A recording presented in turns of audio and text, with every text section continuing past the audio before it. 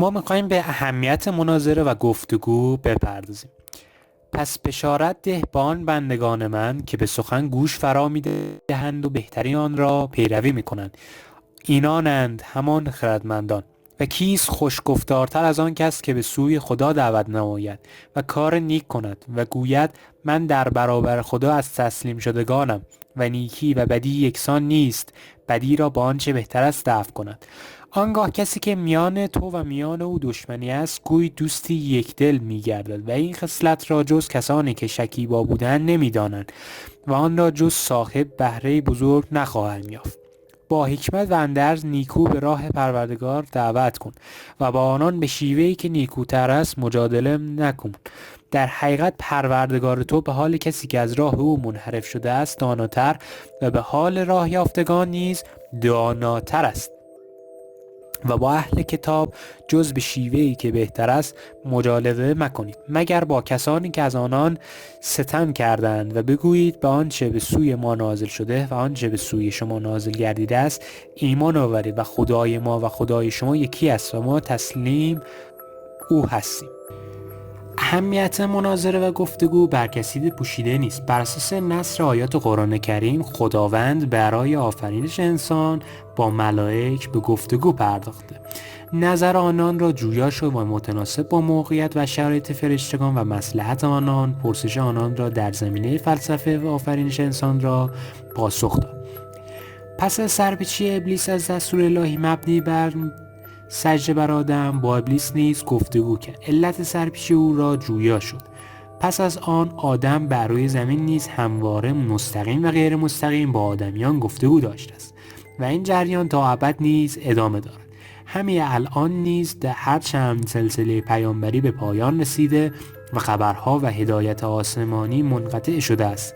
بندگانی که در روی زمین هستند که خداوند با آنان در گفتگو است، امام علی می‌فرماید همواره خدا را که بخشش‌های او بیشمار است و نعمت‌هایش بسیار.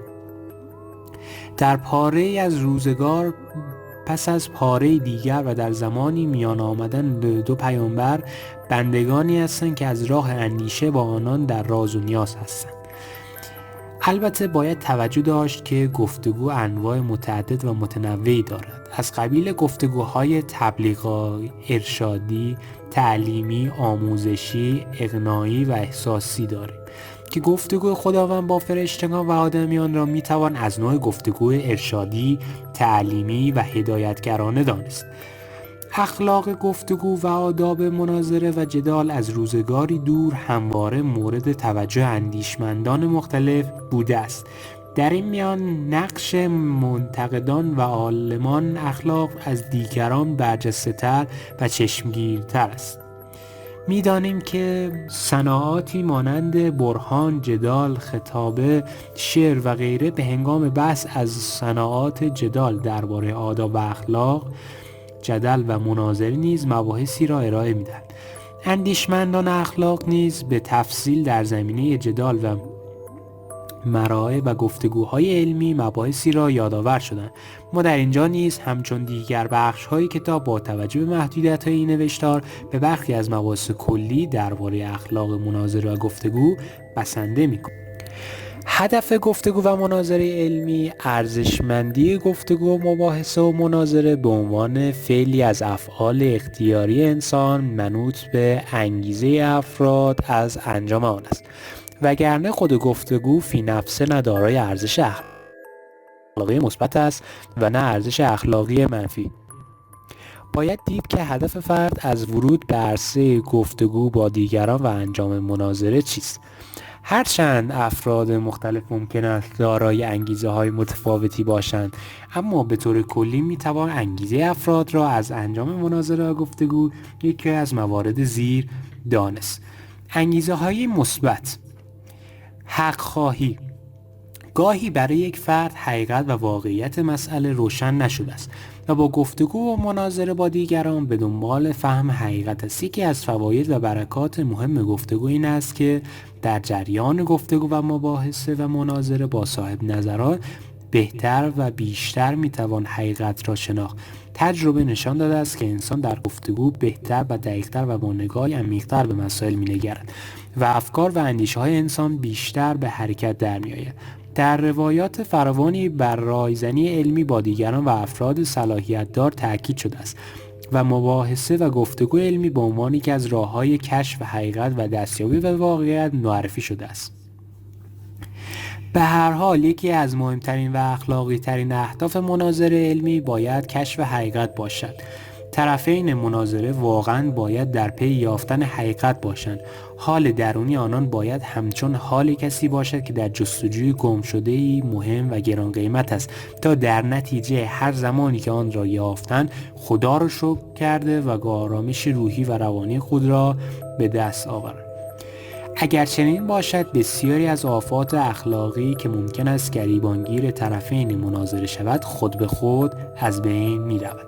اگر کسی در جستجوی حقیقت باشه زمانی که به صورت منطقی و مستدل به او نشان داده می شود که راهی که در پیش گرفته است او را به مقصد نمی رساند، نه تنها آزاردهنده نمی شود که سپاسگزار راهنما نیز خواهد شد.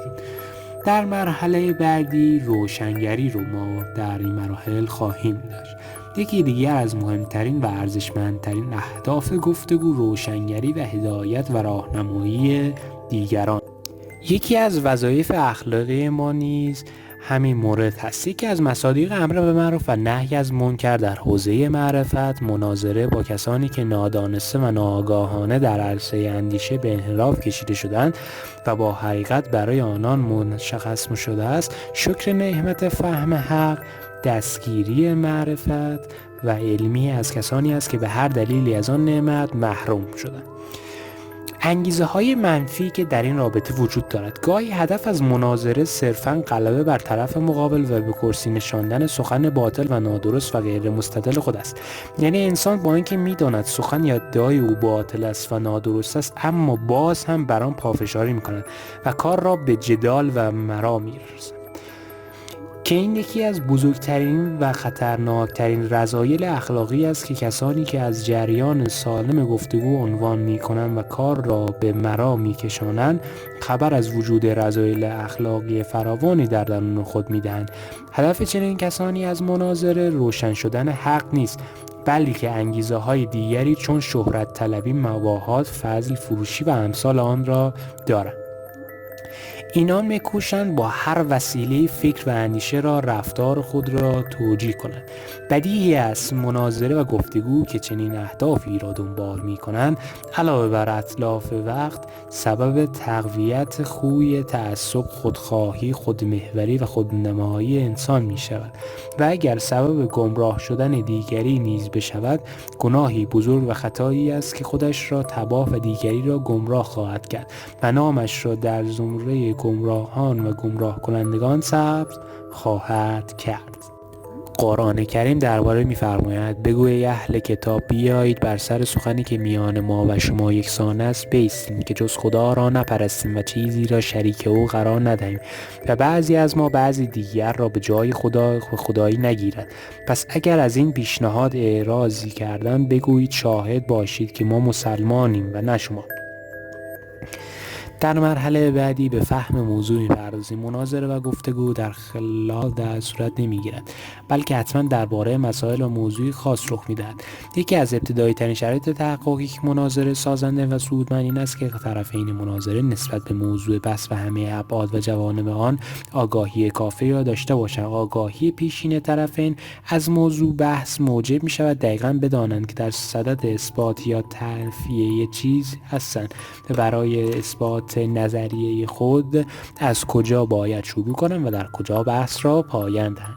اصولاً سازماندهی بحث و جلوگیری از دخالت مسائل حاشیه‌ای منوط به تعیین و شناخت دقیق موضوع بحث است وگرنه حاصلی جز اتلاف وقت نخواهد داشت.